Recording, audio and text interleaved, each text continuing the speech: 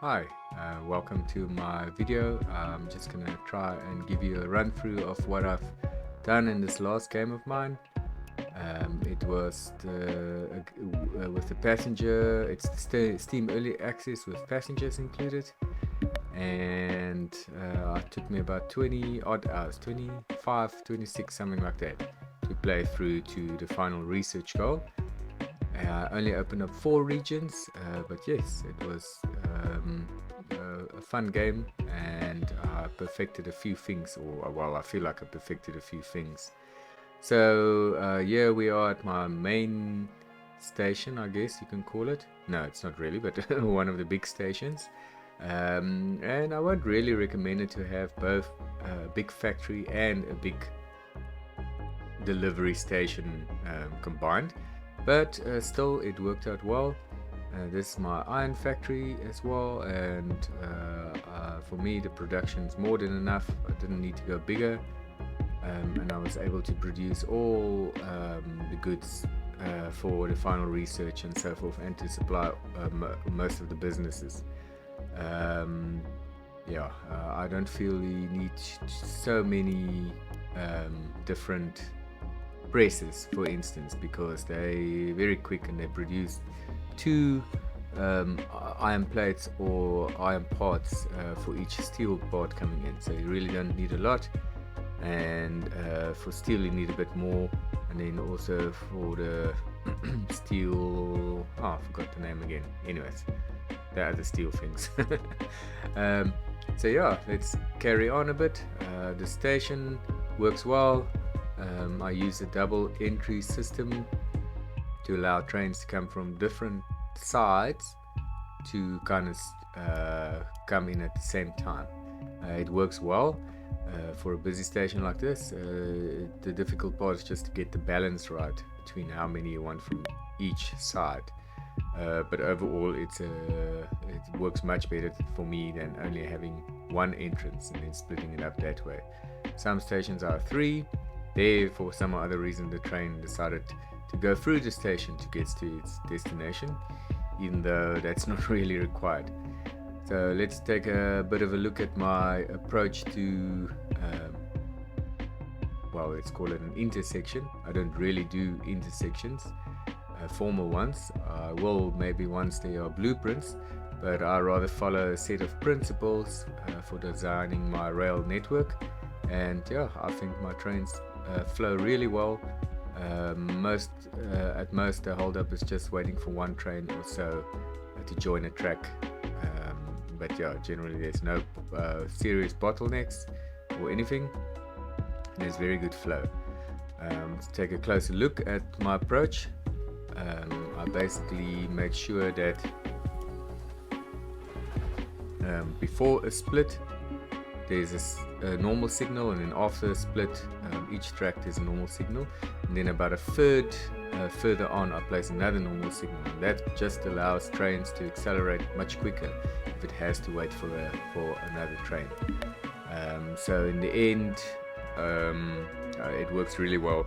The other part is that I always make use of bridges of tunnels. I just don't cross any tracks with each other. And then also let's take a look at another area.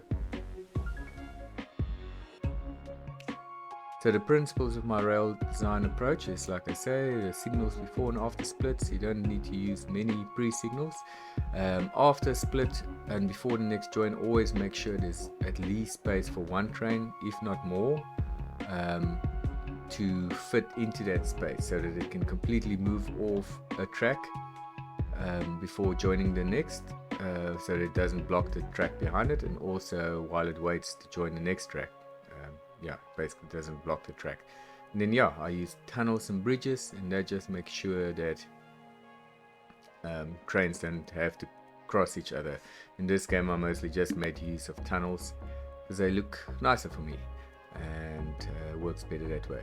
Okay, so here is my final research hub. This one I would have made the split even more towards the one with more tracks, because you can see it fills up very quickly and now it has to wait. But at most, for the amount of trains I have, it only waits for one or so at most. But yes, it would have been better if I had one more track for the busy side. Yes, and then the final research, I do all my factories basically on site, or all my research on site. Let's go to my wood site here. You can see I do all my research on site. The research center is not here, but I basically did all the wood research that was required, and the ones that combined, maybe I can't remember what it would combine, but maybe like iron plates or something like that together. And yeah, this is wood. You always use a lot of that. I probably could have benefited by having a few more tracks for the station, but in the end the trains just have to wait a little bit for each other, so it's not a big issue. Yeah, so for timber, wooden planks, and what's the other one? Wooden, let's see, wooden beams. There we go. Yes. So wooden beams and wooden planks, that's more than enough production for me for that. As long as I have a steady flow in, that is enough to make the furniture that I needed. I never made advanced furniture in this game, but yeah. And then also for my advanced wooden frames and the wooden frames, I had enough production for that. So both glass plates and iron parts need to come in for that, so I just drop it off at the station. And yeah, for the research it was needed, but now that the research is done, it's not really needed that much anymore. Okay, so coal station, not much to show here, except that yeah, it worked. It was more than enough, the 3 tracks that I have.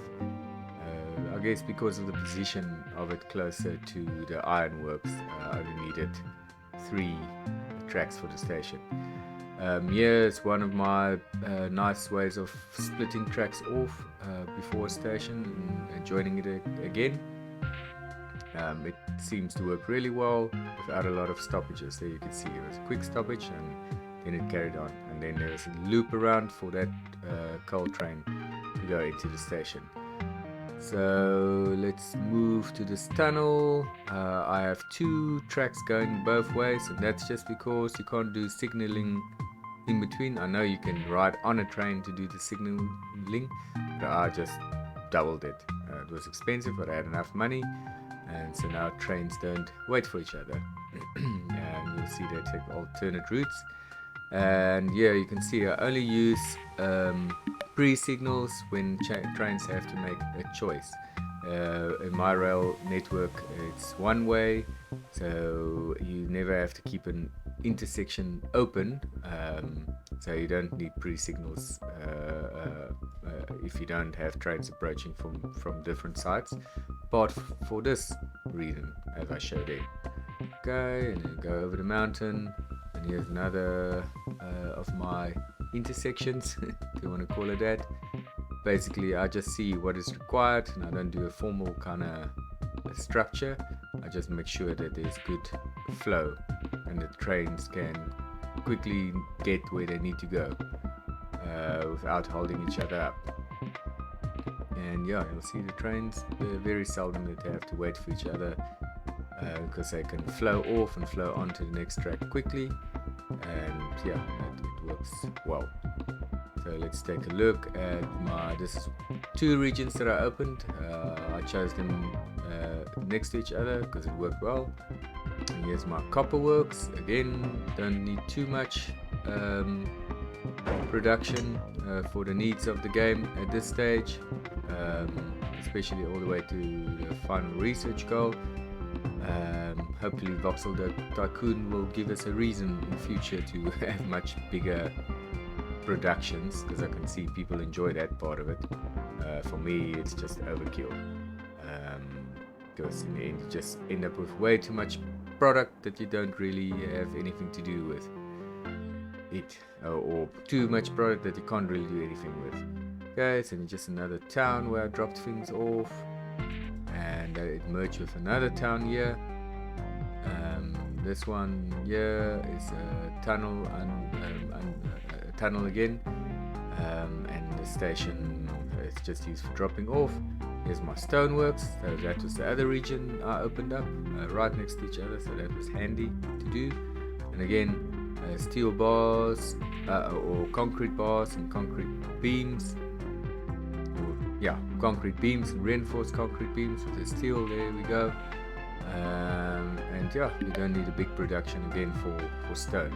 So let's go look at my last region, flying over the mountain. And that's another region I opened up, again tunnel through the mountain. And this one is for my glass works. And yeah, especially for glass, you don't need a lot of output, because 3 pieces of sand gets combined for 3 tubes, and you only need 1 piece of coal for that. So glass tubes and glass plates gets produced very quickly, especially if you do it close to the mine and you have lots of sand. I used the infinite resources mod in this game because I didn't feel like opening up any other regions. I've done that before in previous games, but I enjoy it more to just in this stage just to play it through to the research goal. Maybe when the game is developed a bit further, then I'll look into it again to do a more longer game, combining many regions and so forth. Okay, so let's just take a look at my last region here. Or not last region, my beginning city. It's actually 3 cities that were combined into one, and I have that speedy bullet train. Unfortunately, doesn't make any money. The running cost is way too high for that, as you can see. So yeah, quite a bit needs to happen before trains will be worthwhile. Okay, well. Oh, I looked at the wrong thing. There we go. So you can see, not making any money. Running cost is way too expensive for the trains, and you just don't make it back with the people that it picks up.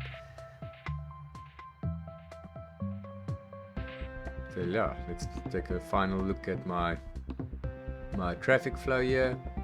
I like it, the way it works. Trains have more than enough options to go where they need to go.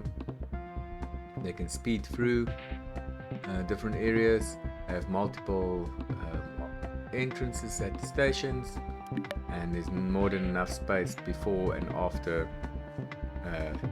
joining or leaving a track, which seems to do the trick for good flow. So yeah, thanks for watching, and see you some other time.